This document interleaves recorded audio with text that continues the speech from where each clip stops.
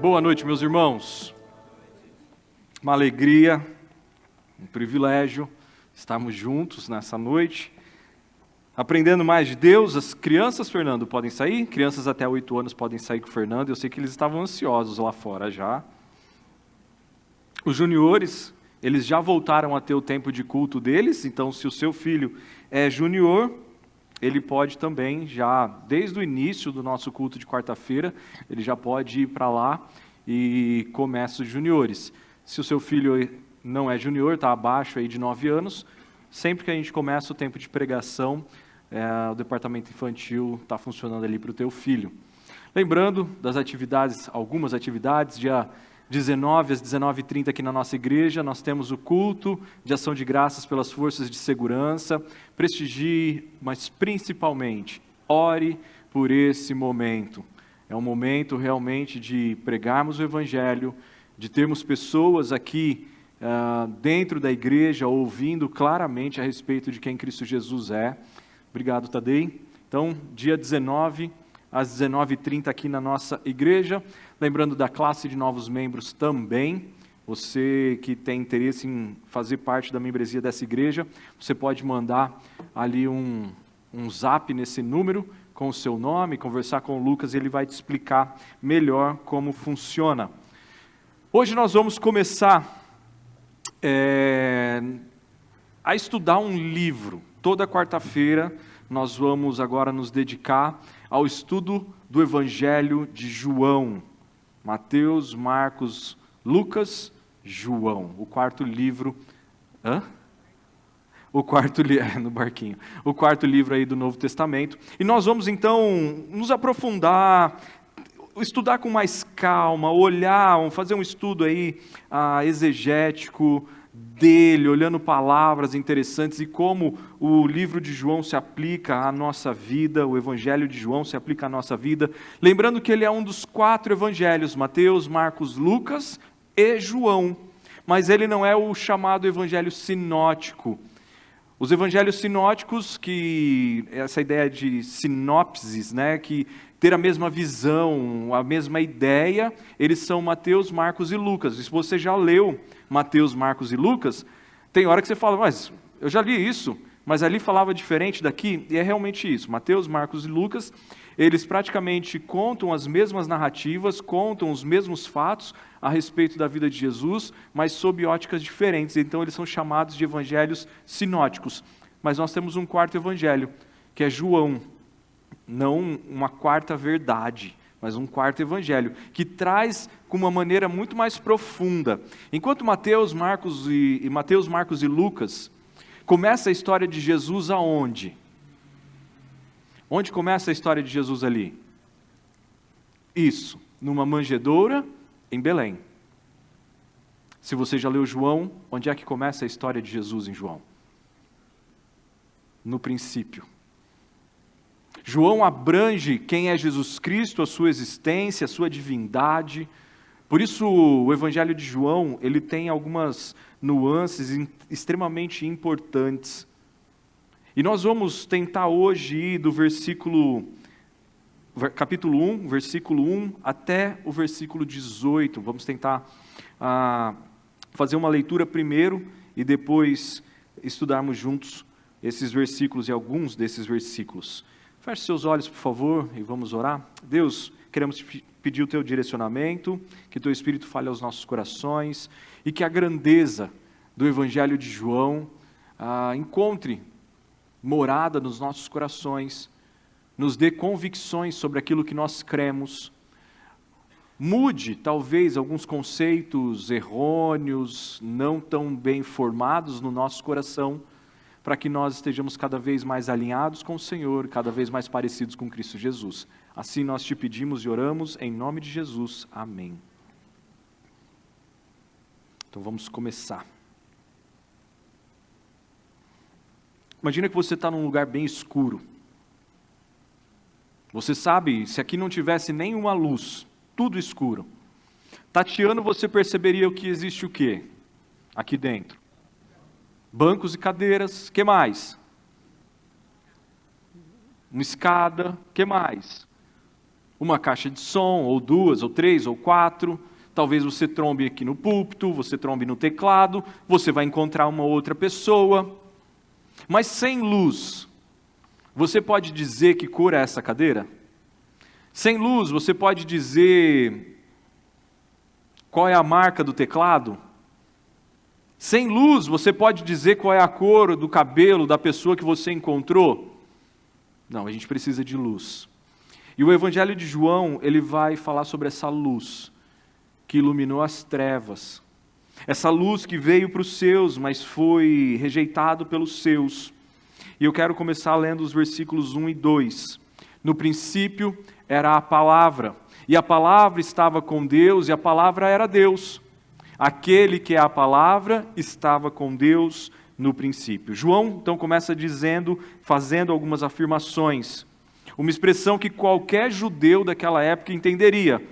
Assim como eu e você. No princípio, remete para onde? Gênesis. O judeu, assim como eu e você, ao ouvirmos no princípio, a sua mente foi para Gênesis, assim como a nossa mente vai para Gênesis. No princípio, então, era a palavra. Temos a mesma expressão no princípio e agora temos uma expressão diferente. A tua versão, algumas outras versões, ela pode dizer, era o verbo, o logos em grego. O logos significava, para o povo grego, dentro da sua filosofia, um conceito. O logos, ele não necessariamente era uma pessoa, mas ele era um conceito dentro da filosofia grega que as pessoas entendiam. Quando eu falava logos, eles logo associavam a um poder criador, a um poder sustentador. Quando eles não conseguiam e eles não sabiam como explicar a criação do universo, o conceito logos então era usado para definir, para explicar como o universo foi criado, como o universo se sustenta. Então a palavra logos para eles não era uma palavra nova, era uma palavra cheia de sentido, era uma palavra cheia de significado. E que o que está acontecendo aqui, João está mostrando para eles que esse conceito não é uma energia, que esse conceito não é um poder, que esse conceito é uma pessoa. Ele ainda não diz quem é essa pessoa, mas ele está dizendo para a sua audiência, o Logos, aquele que criou todas as coisas, o conceito que vocês entendem que sustenta todas as coisas, ele não é simplesmente uma ideia, ele não é simplesmente uma força, ele não é simplesmente uma energia ou um poder, ele é uma pessoa. E isso muda tudo. Porque se aquele que criou todas as coisas e sustenta todas as coisas não é um conceito, não é uma ideia, não é simplesmente uma filosofia, mas é uma pessoa, ele tem muito valor dentro daquilo que nós vamos pensar. E é isso que João está fazendo aqui. E quando ele fala sobre esse verbo, ele faz 3 referências. A primeira delas é que ele já existia no princípio. E a palavra e o verbo estava com Deus. Isso significa que o Logos, o verbo, a palavra não é um ser criado. Ele estava presente antes de qualquer coisa existir. O próprio Jesus, também no livro de João, no capítulo 8, versículo 58, diz: antes que Abraão existisse, eu sou. Quando ele ora em João 17,5, ele diz: e agora, Pai, glorifica-me junto a ti, mesmo com a glória que eu tinha, antes que o mundo existisse. Mais à frente, a audiência, os leitores vão entender sobre quem João está falando. Mas até agora, João está dizendo, esse conceito tem um nome, é uma pessoa. Esse Logos existe desde sempre. Ele estava ali com Deus desde sempre. E não só estava, não só existia desde o princípio, ele não só é eterno, ele estava com Deus, é o segundo conceito. João está falando sobre algo profundo. O Verbo é uma pessoa distinta do Pai, em comunhão plena com o Pai, mas distinta. E aqui é onde a nossa cabeça começa a ficar um pouco confusa, quando nós vamos pensar na Trindade, no conceito de Trindade.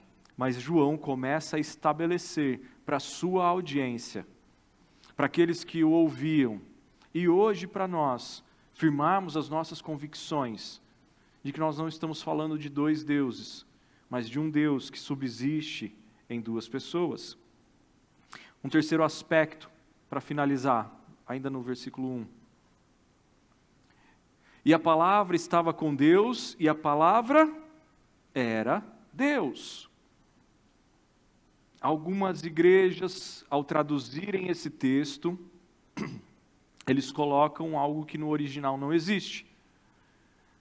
Estava com Deus e a palavra era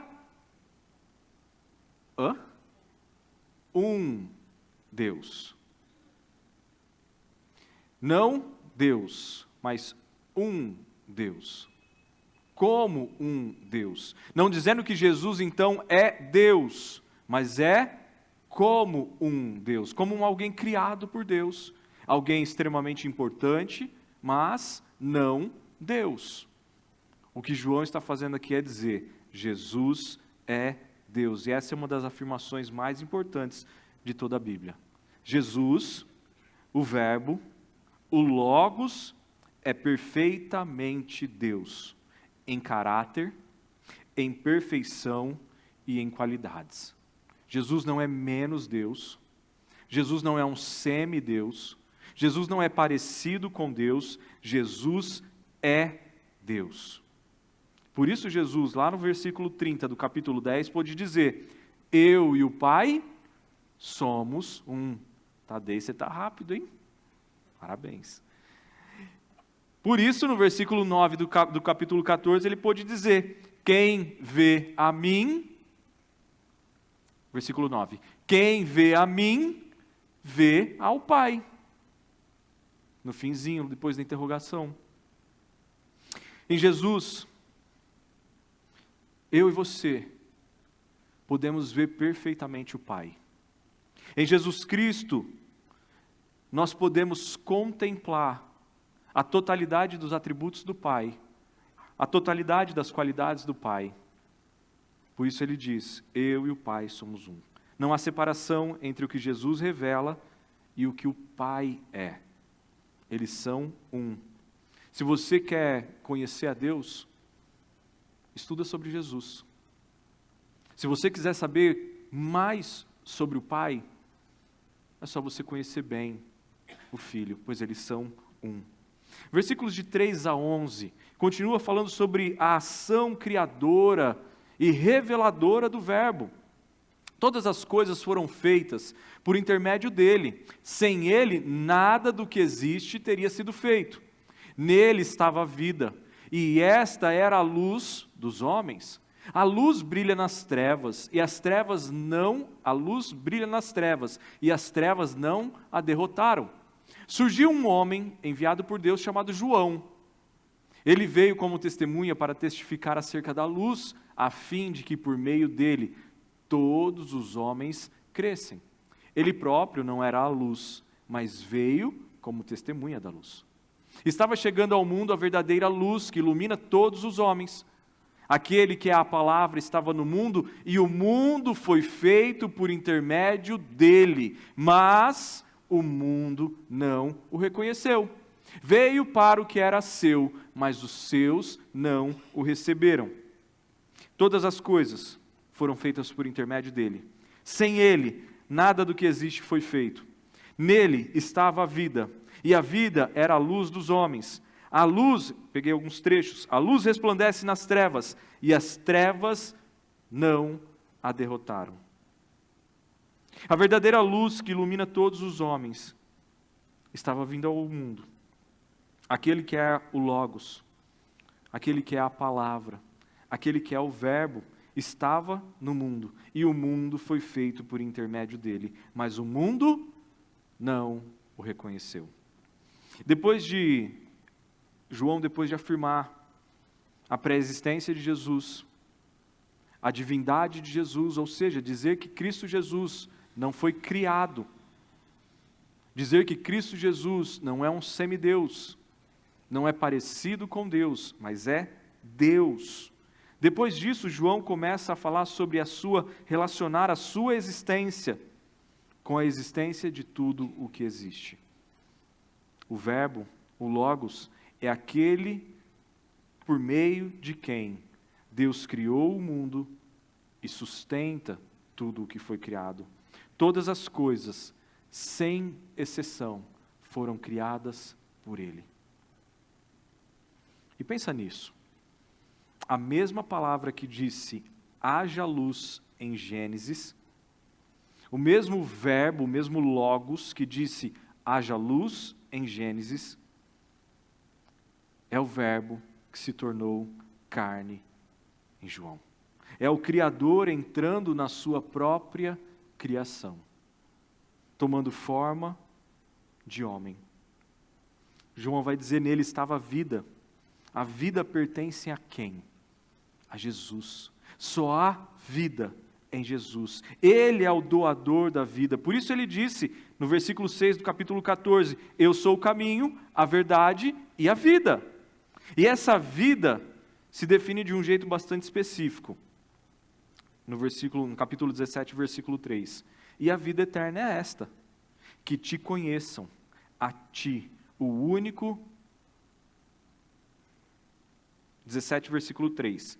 E a vida eterna é esta, que te conheçam, a ti, o único Deus verdadeiro, e a Jesus Cristo, a quem enviaste. Então o que é vida, meus irmãos? Vida é conhecer a Cristo Jesus, porque Ele é vida. Nele estava a vida. Quando eu e você reconhecemos quem Cristo Jesus é, Ele doa vida para nós. Ele doa esperança, Ele doa sentido, Ele doa significado, Ele doa propósito, Ele doa eternidade. Por isso Ele é doador da vida. Por isso, antes de Cristo Jesus, nós estávamos mortos, mas em Cristo Jesus nós somos vivificados. Ele doa vida, porque Ele é o autor da vida. E é isso que João está deixando claro, que vida não é existência biológica. Vida não é o dia que você nasceu e o dia que você irá morrer.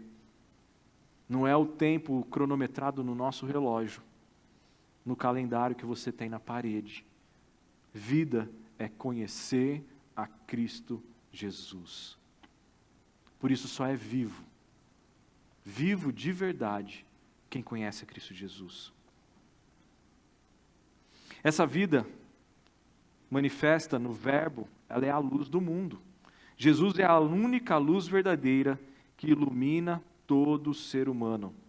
Eu sou a luz do mundo, Jesus disse. Quem me segue nunca andará em trevas, mas terá a luz da vida. Mas aí acontece uma tragédia. A luz resplandeceu nas trevas. As trevas são a humanidade envolta na escuridão do pecado, rebelada contra Deus, e mesmo assim, o mundo não o reconheceu.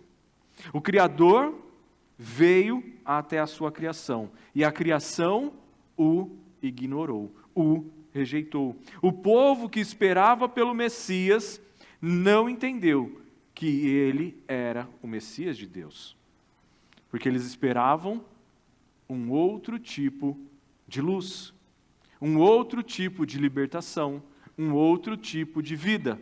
Para eles, vida era sair da opressão dos outros povos. Para eles, salvação era um guerreiro, um rei, que viria junto ao seu povo, com espada nas mãos, guerrear. E não alguém que viria morrer. Depois do pecado, Deus não nos abandonou.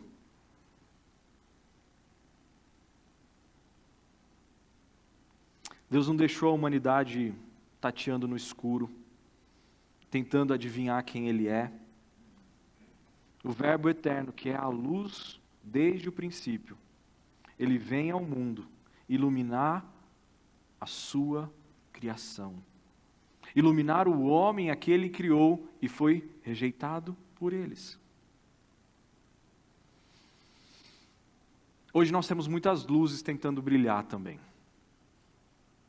Nós temos muitas luzes da religiosidade, muitas luzes do legalismo, muitas luzes a expressão que a Micaela gosta muito, dos púlpitos de algodão doce, muitas luzes dos coaches espirituais.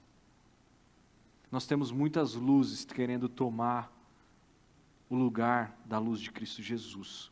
Temos luzes diferentes para cada gosto sendo oferecidas no mundo. Filosofias, religiões, caminhadas espirituais, jornadas espirituais. Mas João, ele é bem enfático. Só existe uma luz verdadeira. O resto é trevas disfarçada de luz. Qualquer revelação sobre Deus que não passe pela luz de Jesus Cristo não é revelação, é mentira, é engano. Qualquer coisa oferecida para conhecermos a Deus, que não seja por meio de Cristo Jesus, não é luz, é trevas.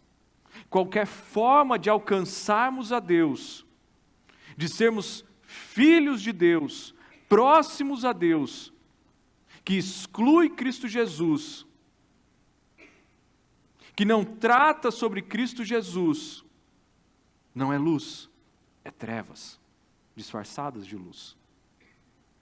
Quando conhecer a Deus, receber bênçãos de Deus, ser filho de Deus, ser próximo a Deus, passa por mim, pelas minhas ações, ou por dar alguma coisa, ou por fazer alguma coisa, ou por manter alguma coisa. Quando sou eu, a conexão a Deus, ou algo que eu faço, isso não é luz, isso é trevas. Porque nós só conhecemos a Deus na luz de Cristo Jesus. Fora dele, tudo é enganação. Versículos de 12 a 14 vão falar sobre a natureza desse verbo encarnado. Contudo, aos que o receberam, alguns rejeitaram. Contudo, aos que o receberam, aos que creem no seu nome, deu-lhes a autoridade de se tornarem filhos de Deus, os quais não nasceram do sangue, nem pela vontade da carne, nem pela vontade de homem algum, mas nasceram de Deus. Aquele que é a palavra, tornou-se carne e viveu entre nós. Vimos a sua glória, glória como do unigênito vindo do Pai, cheio de graça e de verdade.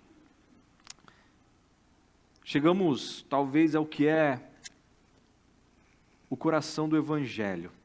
O Verbo tornou-se carne, tornou-se homem. Ele não apareceu como homem, ele não vestiu uma carapuça de homem.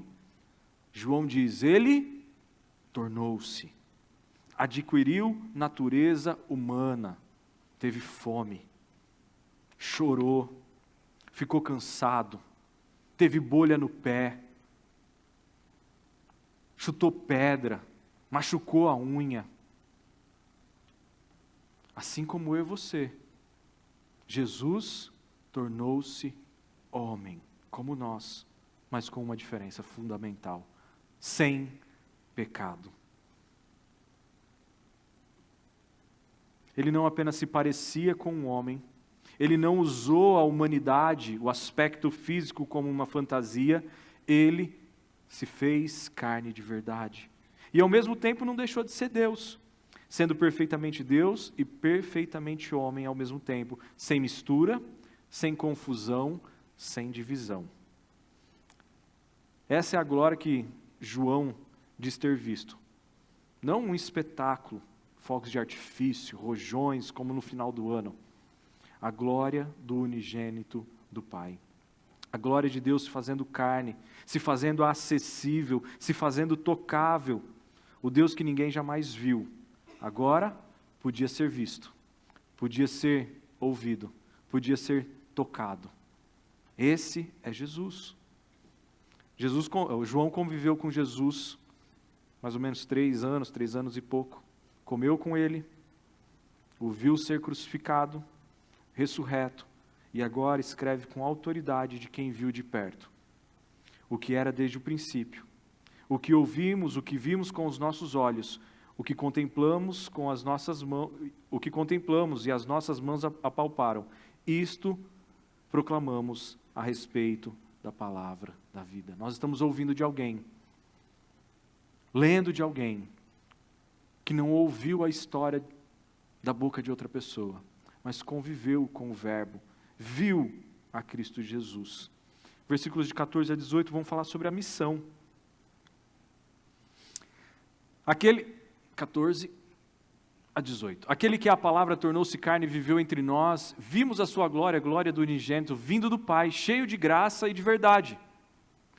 João dá testemunho dele e exclama: este é aquele de quem eu falei. Aquele que vem depois de mim é superior a mim, porque já existia antes de mim. Todos recebemos da sua plenitude graça sobre graça. Pois a lei foi dada por intermédio de Moisés, a graça e a verdade vieram por intermédio de Cristo, de Jesus Cristo. Ninguém jamais viu a Deus, mas o Deus unigênito que está junto do Pai o tornou conhecido. A missão do Verbo nesse mundo. Qual era então a missão de Jesus ao tornar-se homem? Qual é a missão de Jesus ao nascer um bebezinho, crescer um menino, tornar-se um homem, realizar toda a sua obra, morrer numa cruz e ressuscitar? A missão de Jesus é revelar o amor do Pai. Às vezes nós confundimos, como se os protagonistas de Jesus Cristo e de toda a obra de Cristo Jesus fôssemos nós. Como se Jesus Cristo tivesse nascido, crescido, morrido e ressuscitado, porque eu e você somos os protagonistas. Como se eu e você fôssemos os destinatários finais dessa obra. Jesus se encarnou para revelar o amor e a graça de Deus. Foi para isso, foi por isso. Jesus veio revelar o que é vida. Jesus veio revelar o que é luz. Jesus veio revelar o que é graça. Jesus veio revelar o que é verdade. Jesus revelou o próprio Deus. Ninguém jamais viu a Deus. O Deus unigênito que está no seio do Pai, esse o deu a conhecer. O versículo 18 diz. Deu a conhecer aqui, quem tem vindo de domingo de manhã, nós estamos falando sobre MEB, Métodos de Estudos Bíblicos. E, eu estou ruim, Maria, você me ajuda? Foi esse domingo que a gente falou sobre exegese? Esse domingo nós falamos sobre exegese. Quando o texto aqui, no versículo 18, diz que deu a conhecer, a palavra traduzida do grego dá origem à palavra exegese. Jesus é a exegese de Deus. Jesus é Deus se tornando conhecido a nós. Jesus é a explicação visível, palpável, humanamente possível de ser vista sobre quem Deus é. Se você quer conhecer Deus, como Deus age, como Deus sente, o que Deus deseja, como Deus faz, é só você olhar para Cristo Jesus. Ele explicou quem o Pai é. E o resultado prático de tudo isso? Ao revelar o Pai, Jesus transforma aqueles que o recebem. Jesus não apenas informa, Jesus transforma. E talvez essa seja uma das maiores dificuldades entre nós hoje. Nós temos muita gente informada sobre quem Cristo Jesus é, mas pouca gente transformada sobre quem Ele é e o que Ele fez. Nós temos muita gente que conhece as histórias sem ter sido transformado pelo Jesus das histórias, que tem informações inúmeras a respeito de Cristo Jesus, mas não foi transformado pela obra de Cristo Jesus. Jesus não veio só nos informar, Ele veio nos transformar. Ele dá a capacidade de entrarmos em um novo relacionamento com Deus, não sendo mais inimigos de Deus, mas por meio de Cristo Jesus, sermos filhos de Deus. O Pai oferece essa possibilidade, mas ela só se torna realidade para aqueles que creem no nome de Jesus. E o que significa crer em Jesus Cristo de verdade? Significa crer na pessoa de Jesus, no que Ele disse, no que Ele faz. Não é um crer genérico, vago, de, eu acredito, mas é confiar a sua vida a Ele. Isso é crer. Isso é crer. Isso é quando você está dirigindo o carro e a sua esposa está roncando do teu lado. Ela confia em você, a vida dela. É a mesma forma que nós precisamos fazer com Jesus. Crer não é ficar freando o carro do lado de lá, sem ter os pedais, querendo virar o volante sem ter o volante, querendo conduzir no banco do passageiro, mas é entregar a nossa vida com toda a confiança a Ele. Isso é crer. Não é um crer genérico, é um crer específico, pessoal, que reconhece Jesus como Ele realmente é, o Verbo eterno, o Criador, a luz do mundo, o Filho unigênito de Deus. E aquele que crê dessa maneira em Jesus se torna filho de Deus. E isso acontece exclusivamente pela vontade de Deus, pela graça de Deus, pela misericórdia de Deus, e não porque nós somos bons, não porque nós merecemos, não por uma capacidade nossa, mas porque Jesus se tornou carne, revelando quem Deus é a nós. E o que nós vamos fazer com tudo isso? O que era desde o princípio, o que ouvimos, o que vimos com os nossos olhos, está lá em 1 João, Tadei, 1 João capítulo 1, versículos de 1 a 4. O que era desde o princípio, o que vimos com os nossos olhos, o que ouvimos, o que vimos com os nossos olhos, o que contemplamos e as nossas mãos apalparam, isto proclamamos a respeito da palavra da vida. A vida se manifestou, nós a vimos, dela testemunhamos e proclamamos a vocês a vida eterna, que estava com o Pai e nos foi manifesta. Proclamamos o que vimos e ouvimos para que vocês também tenham comunhão conosco. A nossa comunhão é com o Pai e com o seu Filho, Jesus Cristo. Escrevemos essas coisas para que a nossa alegria seja completa.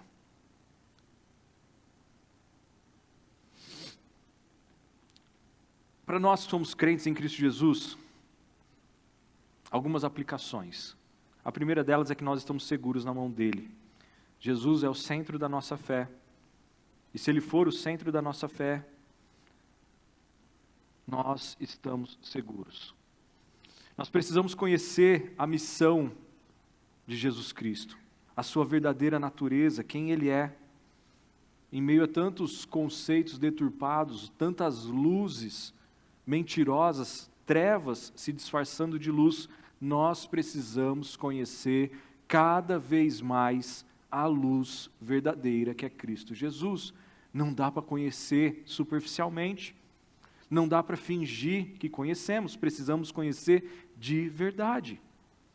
Porque vão ter alguns que vão dizer que ele foi um bom mestre, outros que ele foi um profeta muito bom, entre outros, que ele foi um ser criado de uma maneira diferente. O que João está dizendo, ele é único. Sempre existiu. E ele é Deus. A nossa fé não se baseia em especulações, não se baseia em experiências, em misticismo subjetivo. A nossa fé precisa se basear em fatos. E o fato que João nos dá é que Jesus é a revelação perfeita de Deus. E quando ele se revela a nós percebemos o que é graça. Porque nós sabemos e é revelado a nós quem nós éramos, ou quem nós somos. mortos em nossos pecados. E nós vemos a graça, um Deus amoroso que envia o seu Filho para morrer no nosso lugar, para que nós agora, em Cristo Jesus, pudéssemos ter vida, e vida eterna. Se essas são as suas convicções, estamos no caminho certo. Se elas não são, se existem dúvidas, procure conhecer mais a respeito de quem Cristo Jesus é. João começa a introduzir alguns alicerces extremamente importantes para a nossa fé. Existem muitos que se dizem cristãos, grupos até, mas que não aceitam a divindade de Jesus, que não aceitam a eternidade de Jesus, que não aceitam a divindade de Jesus como 100% Deus e 100% homem. Tem argumentos envolventes, são convincentes, mas estão torcendo a verdade bíblica.